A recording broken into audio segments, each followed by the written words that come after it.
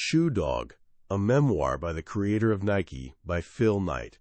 Picture yourself at 24, clutching a shiny Stanford MBA, yet feeling completely and utterly lost. You're back in your childhood bedroom. Yes, that bedroom, staring at faded track ribbons collecting dust on the wall.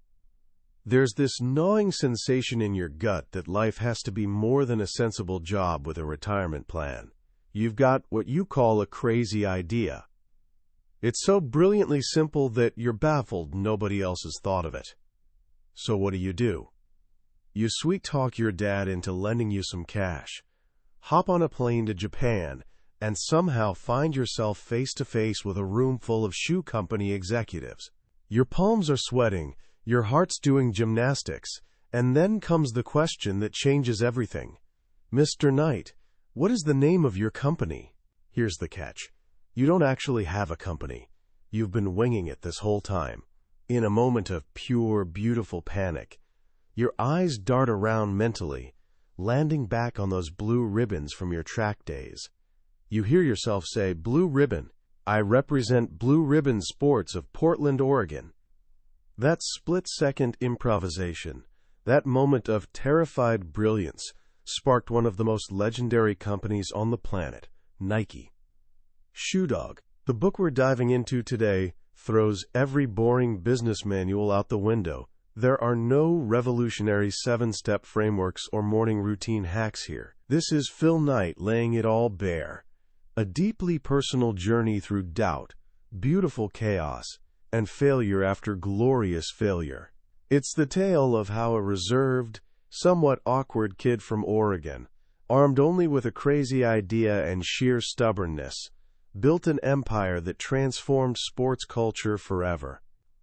By the time we're done today, you'll see that building something meaningful has nothing to do with perfect planning. It's about taking that first terrifying step into the unknown. It's about assembling a ragtag team of misfits who believe in your vision as fiercely as you do. And above all, you'll discover the beautifully simple mantra that carried Phil Knight through his darkest hours, advice he gave himself during a foggy morning run all those years ago. Whatever comes, just don't stop. This is what it really takes to chase a dream. Our journey kicks off in 1962 with 24-year-old Phil Knight feeling completely adrift. He'd checked all the boxes: University of Oregon degree, Stanford MBA, a year in the Army. Yet inside, he still felt like a lost kid, painfully shy, uncertain, desperately searching for something more than just a paycheck and a suburban existence. He craved meaning, creativity. He wanted to win. Or more accurately, he simply couldn't stand the thought of losing. While at Stanford, in an entrepreneurship class, he'd written this research paper. The topic? Shoes. As a decent, though admittedly not spectacular, runner on the University of Oregon track team, shoes were his world. He'd also noticed how Japanese cameras were absolutely dominating the market once controlled by German manufacturers. His paper made a bold claim. High-quality, affordable Japanese running shoes could do the exact same thing to the shoe market, which was completely dominated by German powerhouse Adidas. The idea wasn't just homework. It became an all-consuming obsession. He called it his crazy idea. Most people would have collected their A and moved on with life. But Knight couldn't shake it. One foggy Oregon morning, during a run, everything clicked into place. He needed to see the world, sure, but more importantly, he needed to get himself to Japan and find a shoe company to partner with. Gathering every ounce of courage, he pitched the idea to his father. He framed it as a world tour, rounding out his education. The pyramids, the Himalayas, ancient Asian temples. The business angle, the Japan stop, was practically a footnote. He fully expected his father, a stability-loving, play-it-safe kind of man, to shut it down immediately. But here's the twist. His dad said yes. He recognized something in his son, this hunger for adventure he'd buried in himself. He gave his blessing, and, crucially, some cash. Armed with a loan from Dad and about $1,500 from selling his beloved car, Knight and his Stanford buddy Carter took off. First stop, Hawaii. They planned a few weeks. They stayed months, surfing and attempting to sell encyclopedias door to door. It was an absolute disaster. Knight, crippled by shyness, couldn't sell water in a desert. The constant rejection felt crushing. Then he tried selling mutual funds and discovered he was surprisingly talented at it, quickly earning enough to bankroll the rest of his adventure. But the experience taught him something invaluable. He could only sell something he genuinely believed in. While lounging in Hawaii, Carter fell for a girl and decided to stay put. Knight faced a crossroads: head home to safety or continue alone into the unknown. He chose the journey. He flew to Japan, a country still visibly scarred by World War II, a place his grandmother had warned him about, filled with people who were, just a generation earlier, considered the enemy. Walking Tokyo's streets, he felt this unexpected kinship with Japanese culture, its elegant simplicity, its quiet beauty, its resilient spirit. After chatting with two American ex-GIs who published an import magazine, he learned a crucial lesson about Japanese business. Patience is everything. Politeness is currency, and never be the loud, pushy American stereotype. The Japanese communicate in subtle circles. A no is never blunt, and a yes is rarely certain. With this wisdom echoing in his head, he took a train to Kobe, to Onitsuka Tiger headquarters, the shoe company he'd researched back at Stanford. He arrived 30 minutes late and was greeted by 4 stone-faced executives. They toured him through the factory, and he was absolutely mesmerized by the rhythmic sounds of shoemaking. Then came the moment of truth. They sat him at the head of this long conference table, the seat of honor. All 4 executives just stared at him, waiting. He'd rehearsed this scene 1,000 times in his head, but now his mind went completely blank.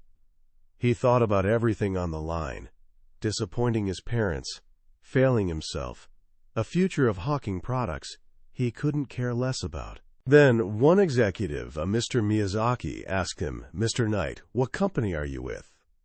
Time froze. He didn't have a company. This was all smoke and mirrors. In a flash of pure panic, his mind raced back to his childhood bedroom, to the one thing he was genuinely proud of, those blue ribbons from his track days. "Blue Ribbon," he heard himself say. "Gentlemen, I represent Blue Ribbon Sports of Portland, Oregon." The name had a nice ring to it. The executives murmured it back and forth. "Blue Ribbon, Blue Ribbon."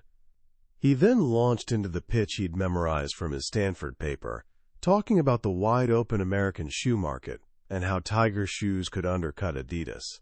The executives were genuinely impressed. They revealed they'd been eyeing the American market themselves. They showed him 3 shoe models: a training shoe called the Limber Up, a high-jump shoe called the Spring Up, and a discus shoe they'd named the Throw Up. Knight had to literally bite his tongue to stop from laughing. To his complete astonishment, they offered him the chance to represent Tiger shoes in the United States. He said yes before they could reconsider, asking them to ship samples to his parents' address and promising a $50 money order. The meeting was a success. Maybe his crazy idea wasn't so crazy after all. Before heading home, Knight completed his around-the-world odyssey.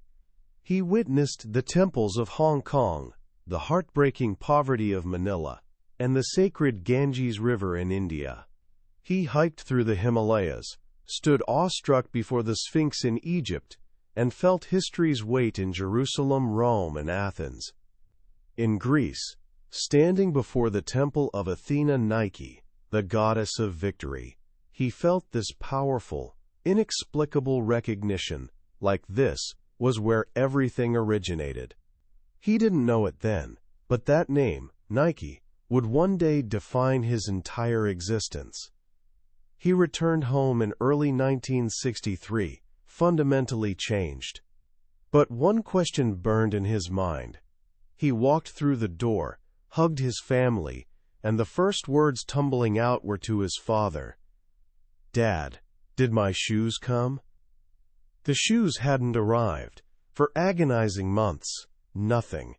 Knight began seriously fearing his $50 had vanished forever.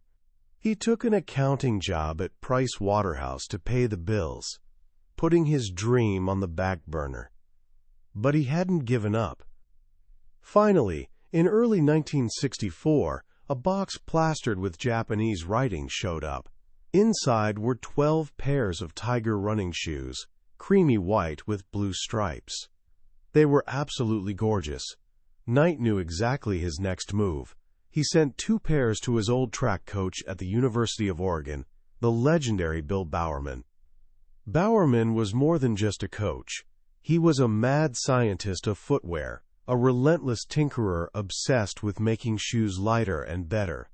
He'd regularly steal his runners' shoes, tear them completely apart, and stitch them back together with wild modifications. He believed every ounce you could shave off a shoe gave you a competitive edge. Knight figured Bowerman would find the Tigers fascinating. He was more than fascinated. A few days later, Bowerman met Knight for lunch and dropped a bombshell. "How about letting me in on the deal?" he asked. He didn't just want to buy a few pairs. He wanted to be a full partner. Knight was absolutely floored. It was like God himself had asked to join his startup. They shook hands on a 51-49 partnership, with Knight maintaining operational control. Blue Ribbon Sports was now officially and legitimately a real company. With Bowerman's $500 matching his own investment, Knight placed his first substantial order, 300 pairs of Tigers, worth about $1,000. When they arrived, he stored them in his parents' basement, which became Blue Ribbon's unofficial first headquarters. He quit his accounting gig and spent spring 1964 selling shoes straight out of his Plymouth Valiant's trunk at track meets scattered across the Pacific Northwest. The response was overwhelming. He couldn't write orders fast enough. He suddenly understood why this felt completely different from selling encyclopedias. He wasn't selling at all. He was sharing genuine belief. He believed in running. He believed that if people got out and ran a few miles daily, the world would genuinely improve. And he believed these shoes were superior. People sensed his authentic belief, and they wanted to be part of it. Belief, he realized, is absolutely irresistible. The business grew rapidly, but so did the headaches. Knight was perpetually short on cash. His bank, particularly a manager named Bob Wallace, viewed his explosive growth not as success, but as reckless risk. Wallace despised Knight's business model. "You're growing too fast for your equity," he'd warn. Knight would fire back. "Life is growth. You grow or you die." This banking battle would become a central struggle for the next decade. Every time he needed a loan for more inventory, it was warfare. He'd barely scrape by, repay the loan, then immediately double his next order, starting the whole exhausting cycle again. In 1965, Knight hired his first full-time employee, a quirky, intense runner he knew from Stanford, named Jeff Johnson. Johnson was supposed to be a California salesman, but he quickly became so much more. He was obsessive, firing off long, rambling letters to Knight every single day, packed with ideas, customer insights, and desperate pleas for encouragement that Knight, overwhelmed and communication challenged, rarely answered. Johnson pioneered the mail order business, building an intricate customer database on index cards, sending birthday wishes and training tips. He created community. He also, in 1966, opened the first-ever Blue Ribbon retail store in Santa Monica, a place that became a runner's sanctuary. While Johnson built the brand from the ground up, Bowerman was revolutionizing the shoes themselves.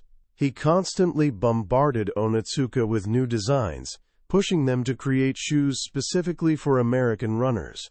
He developed the Cortez, featuring revolutionary full-length midsole cushioning, which rapidly became their bestseller. But just as momentum was building, storm clouds gathered.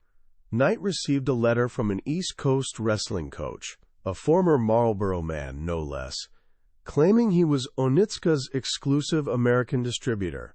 Knight was poaching his territory. Heart-pounding, Knight flew back to Japan for a confrontation with Onitsuka. It was a nightmare. His main contact, Mr. Miyazaki, was gone. He met with a new representative, then eventually with the founder himself, Mr. Onitsuka. In an incredibly tense meeting, Knight managed to secure distribution rights for the 13 Western states, but the relationship was clearly fracturing. The Marlboro man would handle the East Coast. A year later, Johnson discovered the Marlboro man was selling running shoes on the West Coast, blatantly violating their agreement. Knight had to fly to Japan again, this time flat-out lying, claiming Blue Ribbon had an East Coast office to prove they could manage national distribution. Miraculously, Onitsuka handed him a 3-year contract for the entire United States. The only tiny problem? He didn't actually have an East Coast office. He had to send Johnson. Johnson, a devoted Californian, was absolutely furious. But he was also fiercely, unshakably loyal. He agreed to relocate, moving to Wellesley, Massachusetts, setting up an office in a small house behind a funeral parlor, which doubled as his home. The relationship with Onitsuka, however, kept deteriorating. Shipments arrived late constantly. Orders were routinely wrong. Quality was wildly inconsistent. The best-selling Cortez was frequently missing from shipments, while they'd be drowning in shoes nobody wanted. Knight began suspecting Onitsuka prioritized Japanese customers, sending Blue Ribbon the scraps. He hired a spy inside Onitsuka, a man named Fujimoto, who confirmed his worst fears. The tension exploded in 1971. A new export manager, a slick, ambitious character named Katami, visited Portland. The visit was an unmitigated disaster. Katami was condescending and hypercritical. When Katami briefly left his briefcase unattended in Knight's office, Knight did something he never imagined he'd do. He stole a folder from it. Inside, his absolute worst nightmare lay confirmed: a list of 18 other American shoe distributors and a detailed appointment schedule. Katami was actively planning to replace him. The visit ended with Katami's ultimatum: sell Blue Ribbon to Onitsuka, or they'd find another partner. Knight was trapped. He knew the partnership was dying, but he desperately needed Onitsuka to keep shipping shoes while he figured out his escape plan. He knew he had to create his own brand.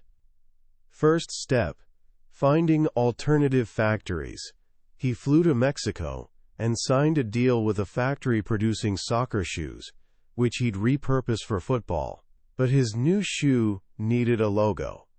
He remembered a young Portland State art student named Carolyn Davidson. He asked her to design a stripe. She returned with several sketches. One of them, this simple, fluid checkmark, jumped out. It resembled a wing. It looked like a whoosh of air. It felt fresh, yet somehow timeless. For her work, they paid her $35. They called it the swoosh. Next challenge: the brand needed a name. Knight absolutely loved Dimension 6. Everyone else absolutely hated it. They debated endlessly. Animal names like Bengal and Condor floated around. With a crushing deadline to get the name on shoeboxes, Knight was out of ideas. Then one morning, Johnson called. A name had appeared to him in a dream: Nike, the Greek goddess of victory. Knight wasn't convinced. Nike, Falcon, or Dimension 6, he told his team. We're out of time. He hated all of them, but he hated Nike the least. I guess it'll have to do, he grumbled. He sent a telex to the factory. The brand would be called Nike. In 1972, at the National Sporting Goods Association show in Chicago, they unveiled their new line. The first Nike shoes were frankly a mess. Logos were crooked, quality was questionable. Salesmen openly laughed at the name. What's a Nike? What the hell's a swoosh? But then, something surprising unfolded. People started placing orders. Not because the shoes were exceptional, but because they trusted Blue Ribbon. They trusted Knight and Johnson and their small, passionate team. As one buyer told Johnson, "We've been doing business with you Blue Ribbon guys for years. We know you'll take care of us." Launching Nike was the final straw for Onitsuka. Katami flew to Oregon and officially terminated their contract. He then demanded $17,000 for shoes he claimed were delivered but unpaid. Blue Ribbon countersued for breach of contract and damages. The war had officially begun. Knight gathered his 30 employees. "This is our moment," he declared. "Our liberation, our Independence Day. We're going to war, people. But we know this terrain, and this is a war we can win." The legal battle that followed was brutal, dragging on for years. Knight was deposed for days straight, every decision scrutinized and questioned. But his team rallied hard. Johnson's meticulous records proved absolutely invaluable. Bowerman, though not at his sharpest on the witness stand, lent his formidable reputation to their cause. In a stunning victory, the judge ruled in their favor, finding Onitsuka had breached contract and misappropriated their trademarks. They were awarded $400,000 in settlement. Blue Ribbon had survived. But survival ushered in a whole new set of nightmares. Freed from Onitsuka, Nike absolutely exploded. Sales were doubling annually, rocketing from $1.3 million in 1971 to $140 million by 1979. But they were still perpetually teetering on the edge of bankruptcy. Every dollar earned was immediately plowed back into more inventory. They were still living on the float, desperately shuffling money between bank accounts to cover massive payments to their new financing partner, a Japanese trading company called Nisho. In 1975, this precarious financial juggling act came crashing spectacularly down. A series of delayed payments and accounting mistakes led to paychecks bouncing at their Exeter, New Hampshire factory. Their bank, the Bank of California, discovered their creative banking and froze their account, kicked them out completely, and worse, notified the FBI of potential fraud. Nike was on life support. It was Ito, a stern, inscrutable manager at Nisho, a man everyone called the Iceman, who rescued them. He saw Nike's potential. He saw their passion. He walked straight into the Bank of California, paid off their entire debt with a Nisho check, and told the bankers they'd regret their short-sightedness. Nisho became their bank, their partner, and their lifeline. The final, most devastating battle was still ahead. In 1977, a letter arrived from U.S. Customs. It was a bill for $25 million. Their American competitors, companies like Converse and Keds, had lobbied Washington to enforce an obscure protectionist law called the American Selling Price. It was a calculated move designed to completely cripple them, to obliterate them permanently. The fight against the U.S. government dragged on for years. It was a soul-crushing war of attrition that drove Knight into deep depression, and one of his key lawyers, a brilliant but volatile man named Werschkel, into a complete mental breakdown. Knight knew they had to do something outrageous. He decided to sue the U.S. government for $25 million, accusing their competitors of conspiracy to destroy them. The audacious move worked. The government, exhausted by the fight, came to the negotiating table. In 1980, they settled. Nike would pay $9 million. It was a massive sum, but it was victory. They'd survived yet again. With legal battles finally behind them, and sales continuing to skyrocket, there was only one path forward. Despite his deep reservations about losing control and transforming the company's rebellious culture, Knight knew it was time. On December 2, 1980, Nike went public. After tense, last-minute negotiations, they settled on $22 per share. The shy, awkward Oregon kid who'd started with a crazy idea and a $50 loan from his father was now, on paper, worth $178 million. That night, sitting in his recliner, he didn't feel joy or relief. He felt this strange sense of regret, not because of what he'd accomplished, but because he wished, with his whole heart, that he could do it all over again. When you finish Shoe Dog, you realize it's not really about business at all. It's about answering a calling. It's the story of what happens when you pour your entire soul into something, when your work becomes so deeply intertwined with your identity that separating them becomes impossible. The slick, multi-billion-dollar corporation we see today, with its polished advertising campaigns and superstar athletes, was born from absolute chaos. It was forged in moments of sheer panic, gut-wrenching desperation, and crushing uncertainty.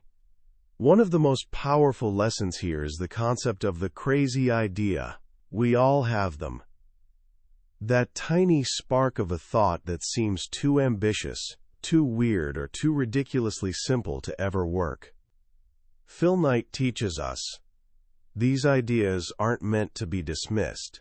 They're meant to be obsessed over. His passion wasn't some fleeting hobby. It was the fuel propelling him through years of crushing debt, brutal betrayal, and paralyzing self-doubt. He reminds us that belief is genuinely irresistible.